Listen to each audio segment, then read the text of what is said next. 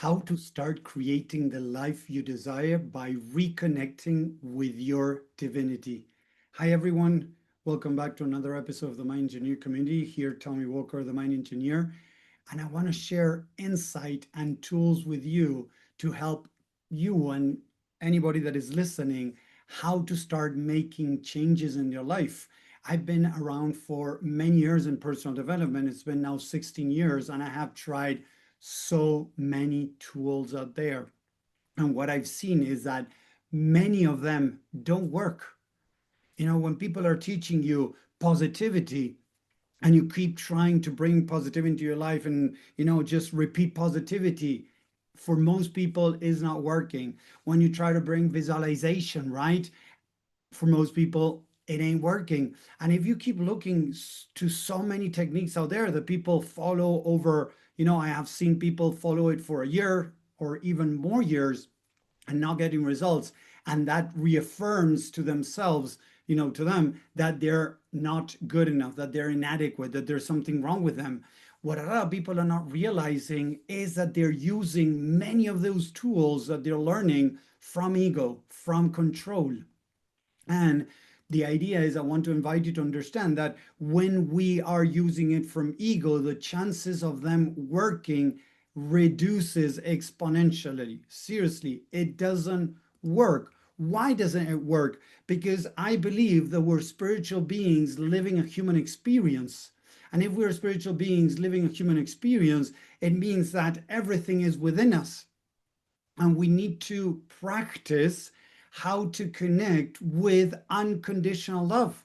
When I'm struggling to find a job or the ideal job, when I'm struggling with any aspect of my life, right? When we understand how the mind start works, it makes it easier to start making changes in our life and start creating the life that we desire. So first of all is to connect with our divine inside of us.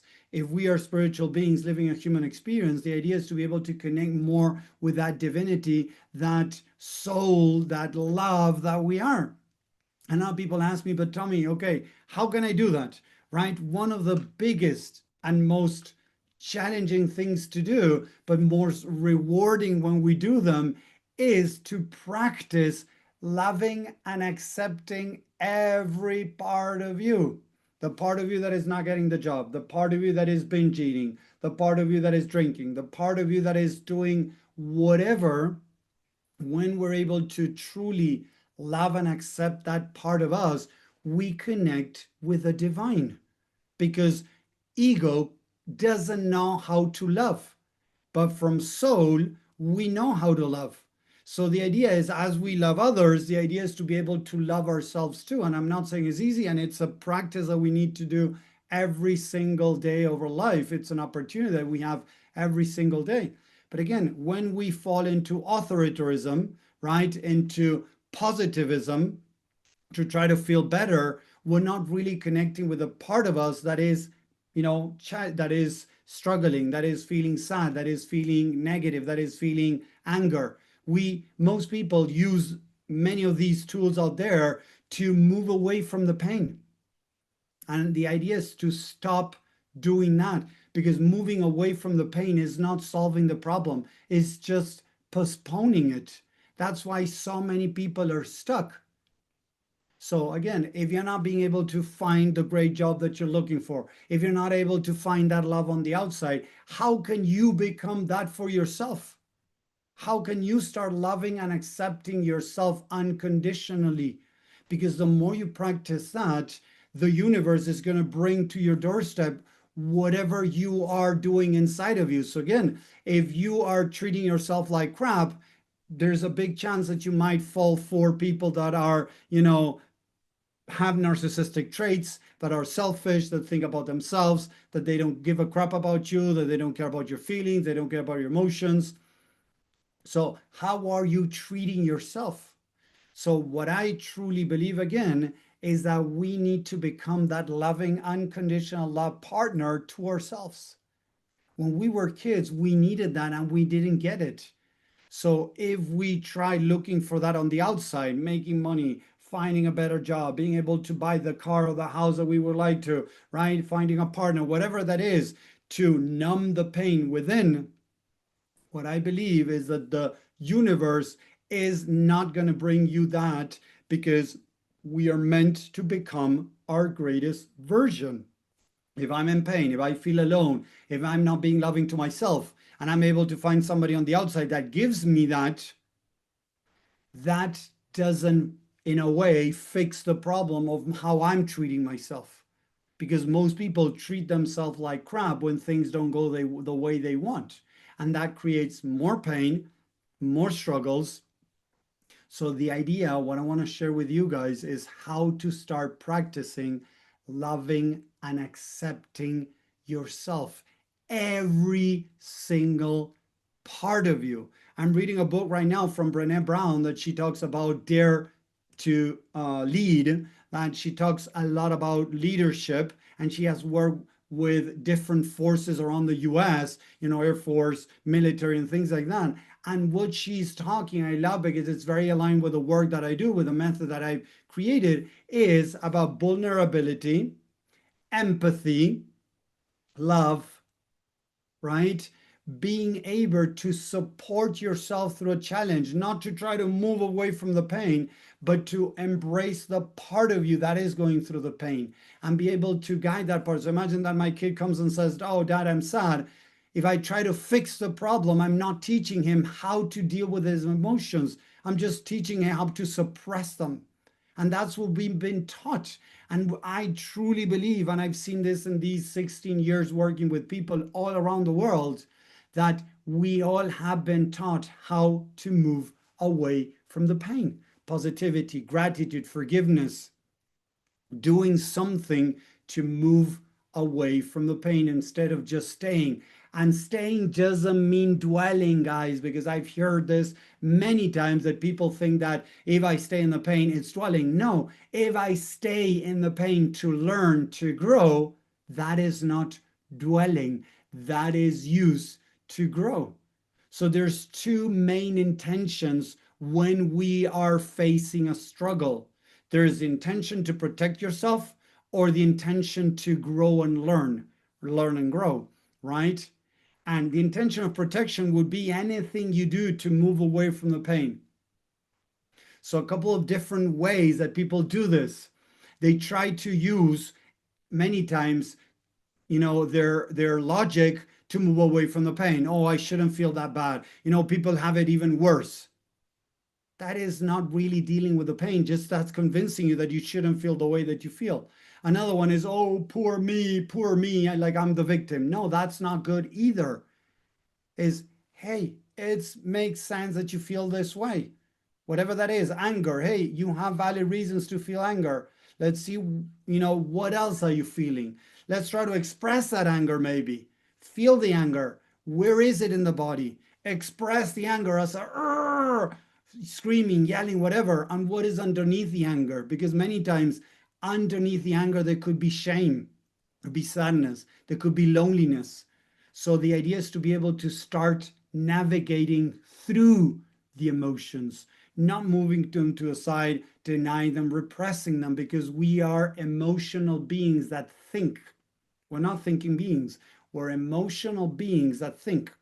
So we need to learn how to deal with our emotions, that is going to allow us to navigate them in a much better way and to grow through them. Grow through them. As I always say, we have behaviors that are triggered by, they're the byproduct of the negative emotions. Many times the negative behavior come from negative emotions.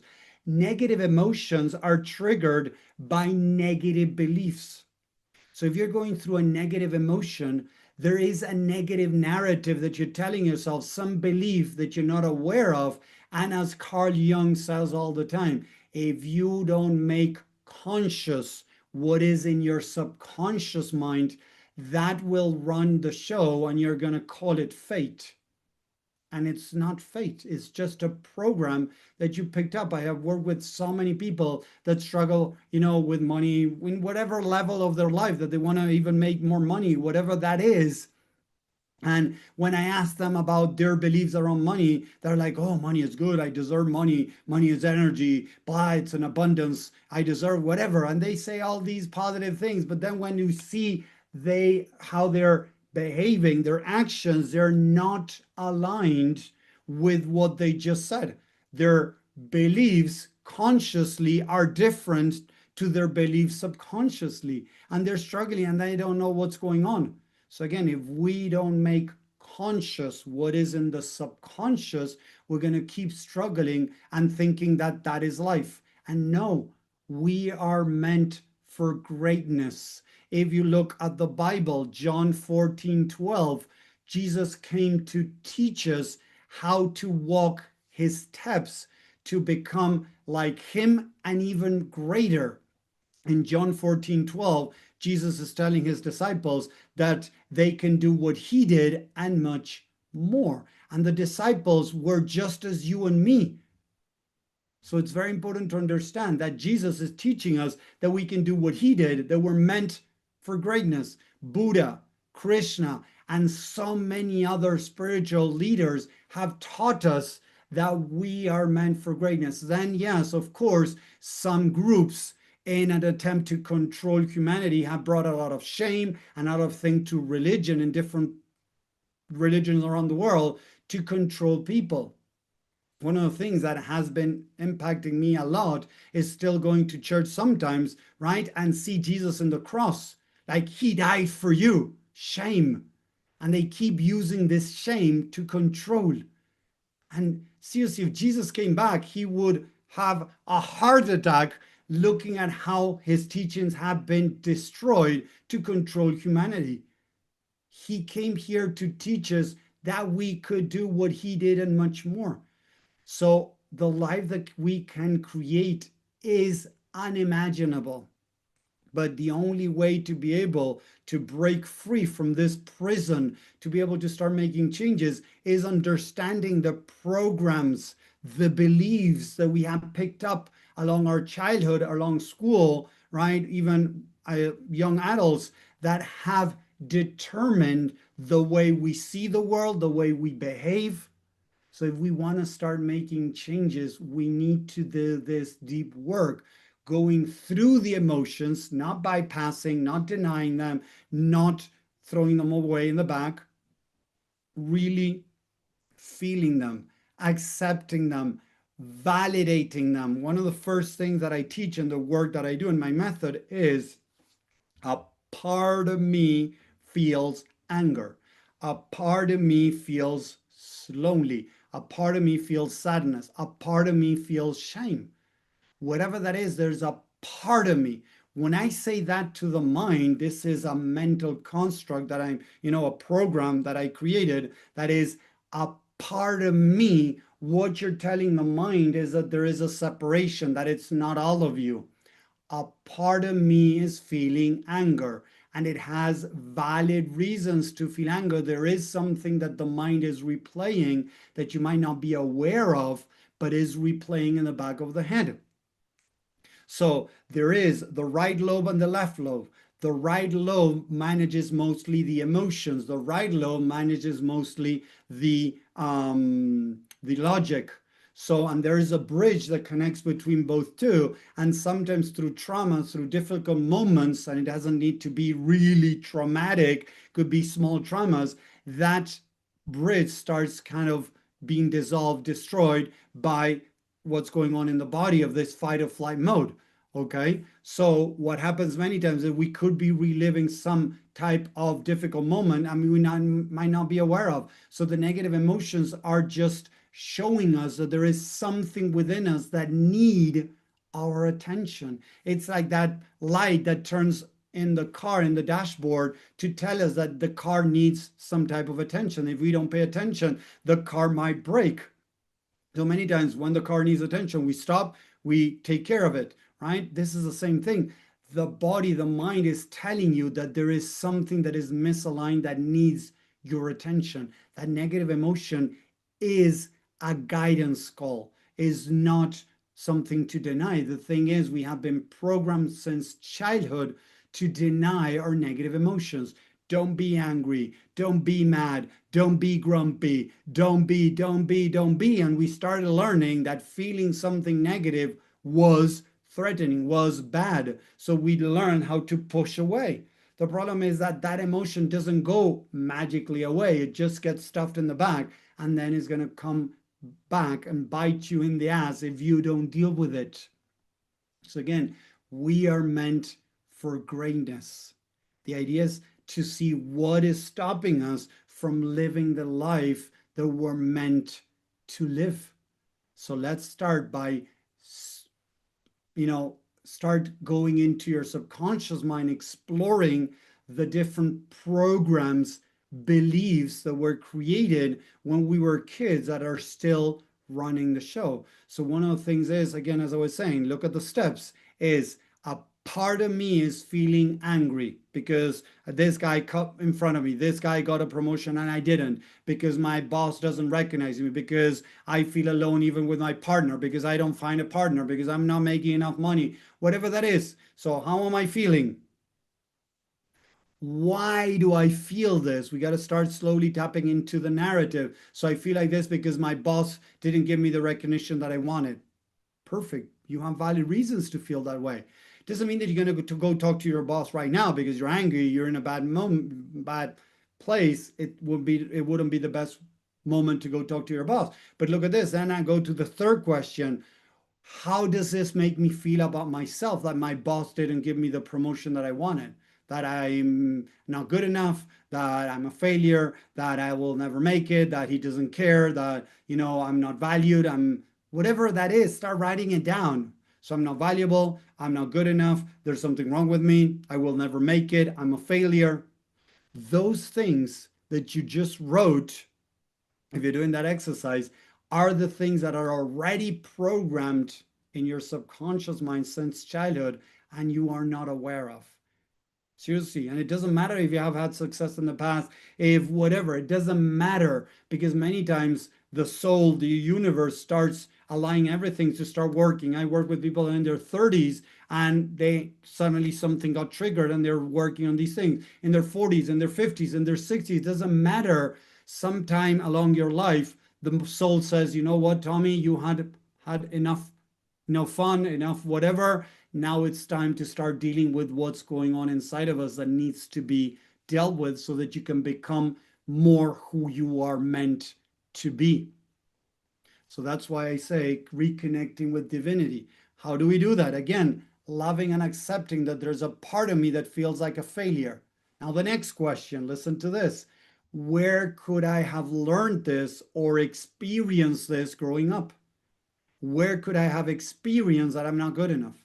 Where could I have learned that I'm not valued? That I have nothing important to say, that I have nothing to say, that I'm not worthy, that I'm not lovable, that I'm not whatever, that I'm inadequate. Because everything that we believe in the subconscious mind has been programmed since childhood. So if we don't start working on dealing with these things, unfortunately, it's going to make it very difficult to overcome these things once and for all. So I want to invite you to start digging into the mind, exploring the subconscious mind to identify these limiting negative and false beliefs programs that are running the show today. And again, with that loving and accepting, we're starting to connect with divinity, with the divine. You can meditate, yes, but you can meditate from ego. Seriously, I hear a lot of people that are telling me, oh, Tommy, yeah, I meditate for 2 hours. And they're saying it like, showing off. You can do affirmations from ego. You can do meditation from ego. You can do gratitude from ego. You can do forgiveness from ego. But you cannot love unconditionally from ego. So if you want to have a serious divine experience, start practicing loving and accepting the different parts of you, because that is going to open the door to that divinity that is within you. Because again, as Jesus said, Buddha was born in a rich family, and he abandoned his family, even his wife and his new kid, to pursue enlightenment. And I don't remember how many years, but he walked around, trying to learn from different people until he decided to just sit and meditate and let go of everything till he became enlightened. So it wasn't easy, of course, but he sat down to meditate from love and acceptance, from not from control. He wasn't expecting a result. It was just, I'm going to just sit here, love and accept what is, and experience that. When he was seeking, and he can study a bit more his story, when he was seeking from control, he realized that that was not the way. So we got to be careful, because the ego, as we become more, awakened, more spiritual, the ego finds more subtle way to get you stuck. So just repeating affirmations to try to feel better. Look what I just said, repeating affirmations to try to feel better. What you're doing exactly is moving away from the pain. So whatever you're doing to move away from the pain, that is ego, that is control. Doesn't matter what you do, whether it is painting, whether it is running, whether it is meditation, whatever that is, most of the times when we're moving away from the pain, we are avoiding it. And that is not going to dissolve it, and that's not going to allow you to find the belief, the narrative, the program that is running in the subconscious mind that is ready to be seen, processed, released, so that you can now let go of those emotions for good. So I hope that is making sense. Let me know in the chat what you think about this. If you heard something like that before, if you're enjoying this, if you want to react, type something over there. I would love to hear your comments on this. And if you want to subscribe, I go live and share insight and tools to help more people. And one more thing, if this resonates and if you want to learn more, I have a free training. Just write the word free underneath in the comments, and I'll share free training where I share more insight and tools to start helping you connect more with your true self, be able to deal with your emotions, to access deeper the subconscious mind, to identify the programs that are holding you back, to live the life that you desire, to be able to slowly start reprogramming and creating the life that you really deserve. So thank you very much. I appreciate your time for watching, and I hope to see you next time.